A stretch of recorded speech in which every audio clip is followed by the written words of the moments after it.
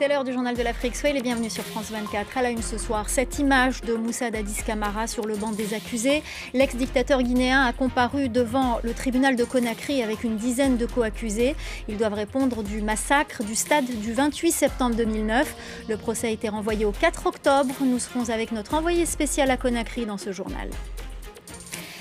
Les mesures prises par le Kenya après l'apparition de plusieurs cas d'Ebola en Ouganda. Le pays veut éviter la propagation de ce virus très contagieux. Des contrôles aux postes frontières sont effectués sur tous les voyageurs en provenance d'Ouganda. Les détails à suivre.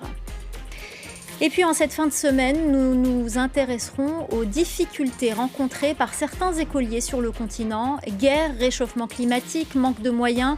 Ils sont nombreux à être déscolarisés. Ce soir, nous irons au Cameroun, coup de projecteur, sur des écoliers des zones anglophones ayant fui le conflit. Reportage à suivre. L'ouverture a été retardée, mais le procès s'est bien tenu ce mercredi. Sur le banc des accusés, le capitaine Moussa Dadis Camara, l'ancien dictateur guinéen, comparaissait devant un tribunal à Conakry avec une dizaine de co-accusés pour le massacre du stade commis le 28 septembre 2009. Le compte-rendu de notre envoyé spécial Eliman Dao. Les principaux accusés des événements du 28 septembre, dont le colonel Moussa Dadis Camara et les autres accusés, ont fait face aux juges en début d'après-midi dans le tout nouveau palais de justice de Conakry, construit pour l'occasion, rempli de victimes et de familles des victimes présentes dès les premières heures de la journée. Ils ont pu assister à la cérémonie de lancement de ce procès inédit avec la présence de l'envoyé spécial du secrétaire général des Nations Unies, mais également du procureur de la Cour pénale internationale et le ministre de la Justice de la Guinée. Je vous propose de l'écouter. Mon département, je veux dire le département de la justice, est prêt pour agir et œuvrer sans relax pour la manifestation de la vérité dans le dossier du 28 septembre et dans les autres cas de crimes et violations des droits de l'homme. Pour les victimes des événements du 28 septembre, ce jour est très important. Ils l'attendent depuis 13 ans. On a pu parler à l'une d'entre elles. Je vous propose de l'écouter. Ceux qui sont morts, nous voulons que ceux-ci-là ne sont pas morts dans le vide. Ils sont morts pour le pays. C'est le pays avant tout. Et après ça, nous voulons union, on se donne la main et la paix se règne dans notre pays. Le procès est retransmis en direct sur la RTG, à la télévision nationale. Les Guinéens à qui nous avons parlé espèrent que la vérité triomphera et que les victimes obtiendront réparation. Et puis j'ajoute qu'après plus de 2 heures d'audience, le procès a été renvoyé au 4 octobre prochain. Et nous sommes en direct avec Maître Drissa Traoré, avocat de la partie civile, secrétaire général de la FIDH. Bonsoir monsieur, merci d'avoir accepté notre invitation. Tout d'abord, quel est votre sentiment aujourd'hui à l'ouverture du procès, 13 ans après les faits? Bonsoir madame. Aujourd'hui, c'est un jour de soulagement pour nous parce que les victimes attendent ce moment depuis 13 ans, au moment où nous parlions à la FIDH, à l'OGDH et puis à la VIPA de ce procès. Beaucoup étaient sceptiques. Aujourd'hui, enfin, l'audience s'est ouverte. C'est avec soulagement que nous avons accueilli cela. Aujourd'hui, les victimes peuvent penser à ce que justice soit faite pour elles. Alors, Moussa Dadis Camara a été incarcéré hier. Il s'est présenté aujourd'hui devant les juges. Il dit être là pour se laver de ces accusations. Qu'attendez-vous de votre côté de sa comparution? Nous attendons que la vérité soit dite. Nous, en tant qu'avocats de partie civile, nous allons veiller à ce que les questions et toutes les questions soient posées pour que chacun des accusés qui comparaît puisse dire la vérité. Nous pensons qu'aujourd'hui, la Guinée et les victimes ont besoin de vérité pour être soulagées. Et donc, nous attendons que ce procès se déroule selon les règles d'un procès juste et équitable, avec le respect des droits de toutes les parties, mais surtout que la vérité soit dite et nous allons veiller à cela. Alors le ministre de la Justice, on l'a entendu, a pris la parole aujourd'hui. Il promet une indemnisation aux victimes. On imagine que cette question est déjà sur la table. Oui, nous avons entendu et le ministre également a indiqué qu'à ce stade, il y a eu 2 fonds au profit des victimes qui a été créé. L'un des fonds consacrée à l'organisation de ce procès et l'autre à la réparation. Mais pour l'heure, nous n'avons pas d'informations sur le contenu et l'ampleur de ce fonds-là et sur les mécanismes d'accès et comment cela sera géré. Et donc nous attendons pour voir comment tout cela sera mis en place. Mais déjà, nous saluons cette initiative du gouvernement de transition. Nous espérons que cela pourra aller jusqu'au bout pour que enfin les victimes soient réparées. Et pour une fois en Guinée, que la justice sera faite. Pour une fois enfin que les victimes de la Guinée, des événements en Guinée seront reconnues en terre guinéenne. Ne craignez-vous pas que ce procès ne soit récupéré par le nouveau pouvoir en Guinée? Il se tient dans un contexte très tendu dans le pays.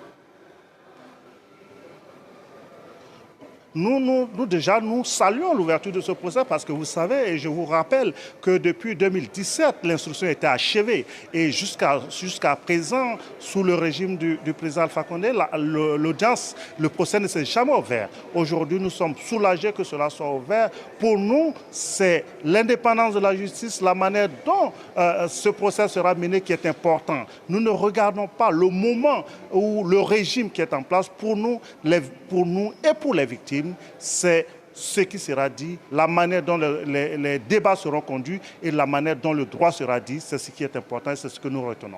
Merci beaucoup, Maître Drissa Traoré, avocat de la partie civile, secrétaire général de la FIDH. Merci d'avoir répondu à nos questions et merci également à Malik Diakité et Iliman Dao d'avoir réalisé ce duplex pour nous. Alerte maximale au Kenya après une multiplication de cas d'Ebola en Ouganda. Voisin. Le pays a décidé d'imposer des contrôles à tous ceux qui franchissent la frontière en provenance d'Ouganda. L'Ouganda qui enregistre au moins 5 morts de la maladie. Laurent Berstécher. Des mesures sanitaires renforcées pour empêcher une nouvelle épidémie d'Ebola.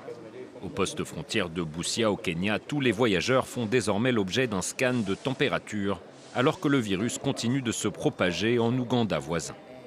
Les voyageurs et les routiers passent par un scanner qui prend leur température parce que nous savons que la fièvre est l'un des premiers symptômes d'Ebola. Depuis une semaine, l'Ouganda fait face à une flambée d'Ebola dans le district de Mubende. Les autorités sanitaires y ont déjà recensé 36 cas probables ou confirmés, ainsi que 5 décès liés au virus et une vingtaine d'autres morts suspectes. Une contagion rapide qui se limite actuellement au centre de l'Ouganda, mais qui suscite des inquiétudes au Kenya. À Busia, de nombreux habitants demandent aux autorités de multiplier les mesures de détection et de suivi afin d'empêcher le virus de traverser la frontière. Il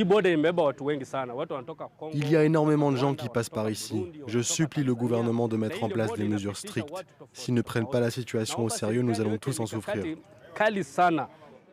Une fièvre hémorragique hautement contagieuse, le virus Ebola a tué plus de 11 000 personnes entre 2013 et 2016 lors du pic de l'épidémie en Afrique de l'Ouest. Et si aucun vaccin n'existe pour lutter contre le variant dit soudanais qui sévit actuellement en Ouganda, l'OMS assure que l'épidémie peut être endiguée par des mesures de prévention, de traçage et d'isolement. Dans le reste de l'actualité, en bref et en images, le coup d'envoi officiel de la campagne présidentielle au Nigeria. Le leader de l'opposition, Atiku Abubakar, s'est lancé dans la course ce mercredi. Il a appelé les électeurs à voter massivement pour lui, pour sauver le pays, je cite, d'un terrible basculement vers l'anarchie. Le scrutin se tiendra le 25 février 2023. À Sao Tomé, l'opposition de centre-droit a remporté les législatives de dimanche, annonce de la commission électorale qui n'a toutefois pas livré la répartition des sièges qui déterminera si la coalition de centre-gauche cédera ou non le pouvoir. Ce petit archipel dans le golfe de Guinée est habitué à l'alternance. Il est considéré comme un modèle de démocratie parlementaire sur le continent. La mission de haut niveau dépêchée au Mali par la CEDEAO, son objectif étant de dénouer la crise diplomatique avec la Côte d'Ivoire. La commission est composée des présidents togolais Fornia Simbe, le Ghanéen Nana Akufo-Addo et le Gambien Adama Barrow. Ils doivent arriver à Bamako jeudi dans la matinée et repartir en milieu d'après-midi. Ce soir, nous entamons une mini-série consacrée à l'éducation. Alors que nous sommes en pleine période de rentrée scolaire, nous avons décidé de nous intéresser aux différents problèmes rencontrés par les écoliers.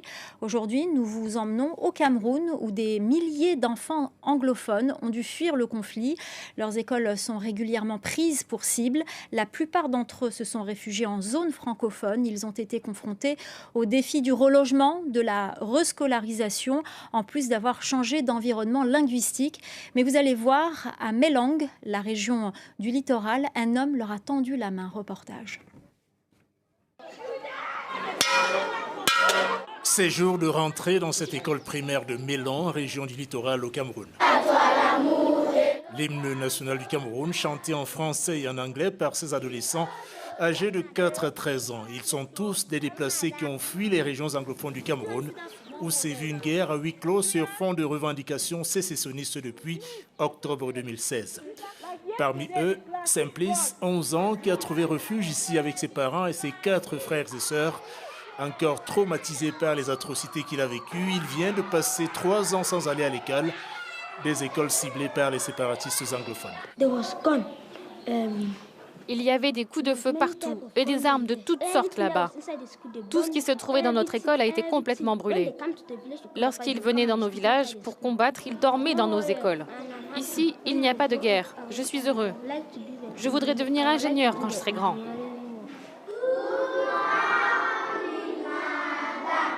Des élèves encadrés par des enseignantes comme Virginie, elle-même déplacée interne. Exercer son métier lui permet d'oublier les affres de la guerre, même si le traumatisme reste présent. Lorsque j'enseigne, j'oublie le traumatisme. Mais parfois, si j'entends un bruit, je sursaute parce que l'expérience des coups de feu est toujours présente dans mon esprit. Plus de 200 écoles ont été incendiées par les séparatistes anglophones depuis 2016 et un mot d'ordre de ville morte est toujours en vigueur. À l'origine de cette rescolarisation des déplacés internes de la crise anglophone, un bon samaritain installé ici depuis 40 ans. Sa Majesté Alexandre Tatabon, ancien gendarme à la retraite, âgé de 80 ans, lui-même originaire de la région anglophone du Sud-Ouest, a créé cette école il y a 5 ans. Il accueille sur ses deniers personnels une 50aine de familles anglophones et se réjouit d'offrir une seconde chance à ses adolescents. Je suis satisfait d'avoir rendu service à un peuple, à une nation. Ça ne donne rien, mais les enseignants, eux aussi, comme ils sont aussi des déplacés, ils font le sacrifice pour encadrer nos enfants. La guerre qui déchire les régions anglophones du nord-ouest et du sud-ouest du Cameroun a déjà fait près de 6 000 morts et plus d'1 million de réfugiés et de déplacés internes, en majorité des femmes et des enfants. C'est l'une des crises humanitaires les plus négligées au monde, selon des ONG locales et internationales. Voilà, on poursuivra notre série demain. C'est la fin du Journal de l'Afrique. Restez avec nous, l'info continue sur France 24.